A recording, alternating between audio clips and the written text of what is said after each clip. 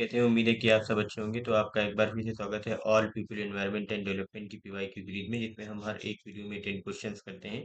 अभी तक हमने पीपल एनवायरनमेंट एंड डेवलपमेंट के अराउंड 30 क्वेश्चंस कर लिए हैं। आज 10 मोर क्वेश्चंस करेंगे। तो अगर आप हमारे चैनल पर नए हैं तो मैं आपको बता दूं कि यहाँ पर हम रिसर्च एप्टीट्यूड, टीचिंग एप्टीट्यूड और इसके अलावा आईसीटी, मैथमेटिकल रीजनिंग और जो कम्युनिकेशन की यूनिट है, ये पीईडी की मिला करके अराउंड 6 यूनिट्स के पीवाई क्विज करें। 350 पीवाई क्विज कर चुके हैं। रिसर्च के और टीचिंग के 320 और आईसीटी के अराउंड हमने 60 क्वेश्चंस कर लिए हैं। मैथमेटिकल रीजनिंग के अराउंड 80 और कम्युनिकेशन के अराउंड 250 क्वेश्चंस कर लिए। तो आप हमारे चैनल के साथ बने रहें।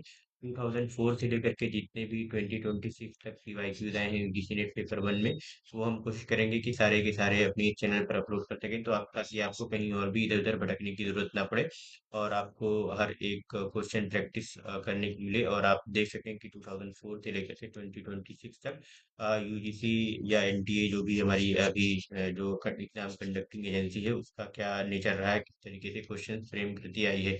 तो देखते हैं आज का हमारा पहला क्वेश्चन क्या है। Deforestation during the recent decades has led to soil erosion, landslide, loss of biodiversity. तो इसका जो राइट आंसर है वो है all of the above. Deforestation की वजह से सारी चीजें हुई, सॉइल इरोजन भी हुआ है, लैंडस्लाइड भी एंड लॉस ऑफ बायोडाइवर्सिटी भी।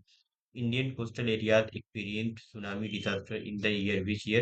2005, 4, 6 एंड 7। तो इसका जो राइट आंसर है गाइस वो है 2004 में जो जो ग्रेट सुनामी आई थी। इसकी डेट आप लोग नोट डाउन कर लीजिए। जो ये है 26 दिसंबर 2004 को a massive Indian ocean tsunami struck. It severely affected India's eastern coast, Tamil Nadu, Andhra Pradesh, Andaman and Nicobar island along with several other countries।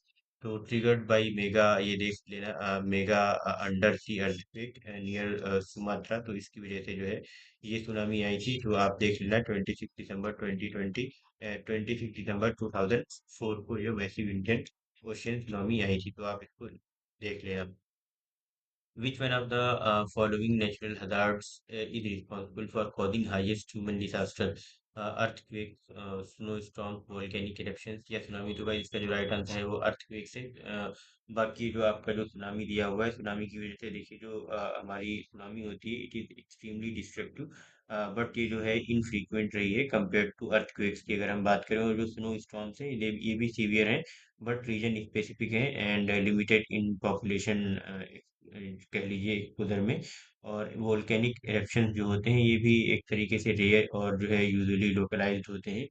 और बाकी जो हमारे अर्थक्वेक्स हैं, ये जो है maximum loss of human life हुआ है इसकी वजह से, बिकॉज दे अकर सडनली।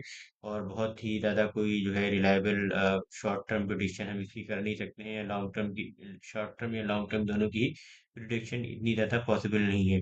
और जो है अर्थक्वेक की वजह से आपने देखा होगा कि कई बार जो है बिल्डिंग्स होती हैं गिर जाती हैं, इंफ्रास्ट्रक्चर फेल हो जाता है, आग लग जाती है, लैंडस्लाइड्स हो जाती हैं, या फिर जो है कई बार जो है ये ऐसी जगहों पे देखने को मिलता है जहाँ पर पॉपुलेशन बहुत ज़्यादा होती है। तो इसकी वजह से आप अगर हिस्टोरिकली देखेंगे तो ये जो है इसने जो हमारी अर्थक्वेक्स है, ये इसने जो है लार्जेस्ट डेथ टोल लिया है ह्यूमन लाइफ से।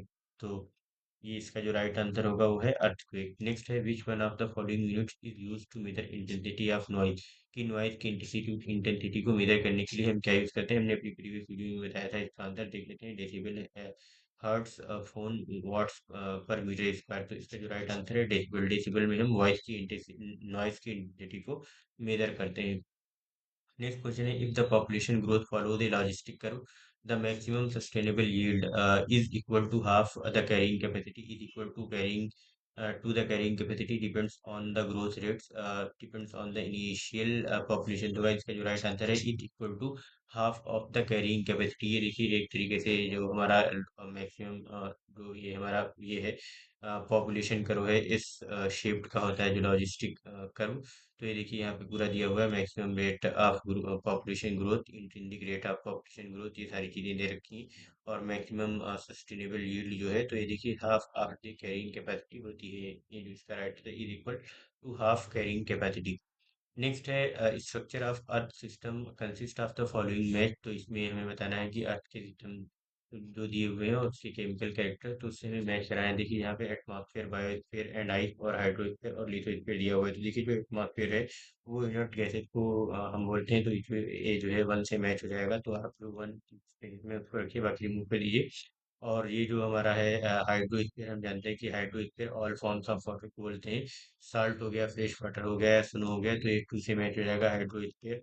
और ये देखिए जब टू से मैच हो जाए तो ऑप्शन बी भी रिमूव हो जाएगा, और जो बायोस्फीयर है वो हमारा थ्री से मैच हो जाएगा। ऑर्गेनिक सब्सटेंसेज, स्केलेटन मैटर, तो ये हमारा थ्री से मैच हो जाएगा। और ये जो लिथोस्फीयर है, this will be matching with light silicates को, तो इस वजह से हमारा लिथोस्फीयर फोर से मैच हो जाएगा। तो इसका जो राइट आंसर गाइड होगा क्वेश्चन 36 का, वो ऑप्शन ए होगा, one, three, two and four. Next है chemical weathering of rocks is largely dependent upon, इसके ऊपर जो केमिकल विदरिंग है वो डिपेंड होती है high temperature, strong wind action, heavy rainfall या ग्लेसिएशन पर। तो गाइस इसका राइट आंसर है हेवी रेनफॉल की वजह से जो है केमिकल विदरिंग ऑफ रॉक्स जो है लार्जली डिपेंडेंट रहती है।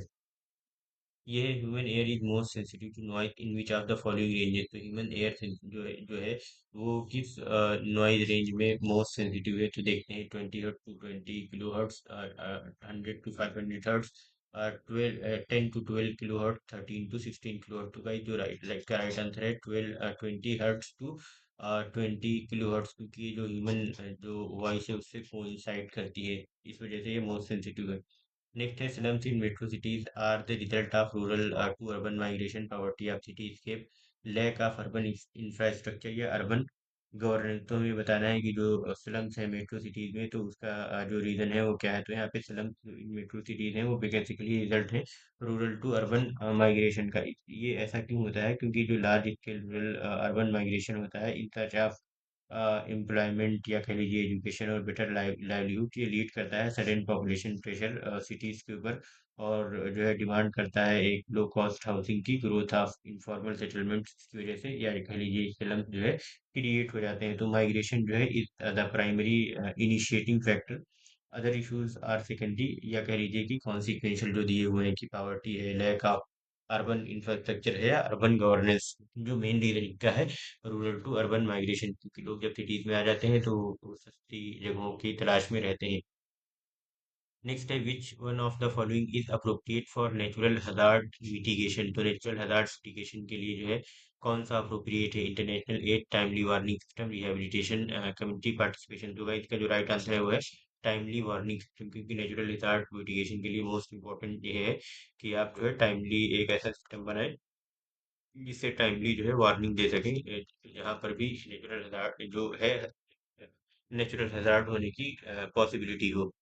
तो thank you so much guys, ये हमारे 10 क्वेश्चन थे। लाइक करें, शेयर करें, सब्सक्राइब करें और कमेंट करके बताएं कि आपको वीडियो कैसी लगी। नोटिफिकेशन बिल को ऑन कर लें, ताकि जब भी हम कोई नई वीडियो अपलोड करें तो आपको नोटिफिकेशन मिल जाए। पीईडी के भी हमारे अराउंड 40 क्वेश्चन हो चुके हैं, तो हमारे साथ बने रहें।